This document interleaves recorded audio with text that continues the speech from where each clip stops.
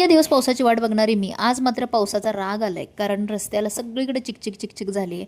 आणि आम्ही पुणेकरांनी गाड्या घ्याव्या की होड्या घ्याव्या हेच कळत नाही, कारण आमच्या खड्ड्यात रस्ते आहेत की रस्त्यात खड्डे आहेत हेच आम्हाला कळत नाही. आता या रस्त्यानं कसं चालायचं सांगा, कारण रस्त्याच्या कडेपर्यंत पाणी साचले आणि नुसतेच खड्डे आहेत. तरी इथल्या इथं जायचं असतं मी, तरी पण मी यांना घेऊन चालले का तर मला गाडीवरून जाता येईल म्हणून. कारण जर रस्त्याच्या कडेने गेले तर मस्तपैकी फाउंडेशनची आंघोळ होईल चिखलाच्या पाण्याने. घरी आले, मस्त वाफळलेला भात खाल्ला आणि परत कामाला गेले. आणि ह्या शेंगांना काय म्हणतात मला नक्की सांगा. एवढी मोठी शेंगा आहे, ह्याच्यातनं 4च दाणे निघले आणि त्या दाण्यांची आमटी करायला ताईंनी सांगितलं होतं. आमटी नाही, भाजी. तर या शेंगांना काय म्हणतात हेच मला माहीत नाही. तुम्हाला जर माहिती असेल ना तर मला कमेंटमध्ये सांगा बरं का. आणि ह्याच्या टरफलाची भाजी करतात का मला हे पण सांगा बरं का. आणि नवीन असणाऱ्यांनी आपल्या चॅनलला सबस्क्राईब करायला विसरू नका, कमेंट करायला विसरू नका, व्हिडिओ कसे वाटत आहेत. आणि हो, कमेंट चांगल्याच करायच्या, मी आधीच सांगून ठेवते.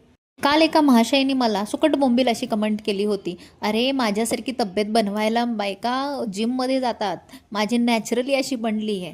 आणि सुकट बोंबील का म्हणताय बरं? माझ्यासारख्या फक्त ऑमलेट खाणाऱ्या बाईला सुकट बोंबील म्हणून कसं चालेल बरं? तर असू द्यात, आता मला वाईट वाटलं त्याचं. तर आतापुरतं मी समजून घेते, चांगला कमेंट करा.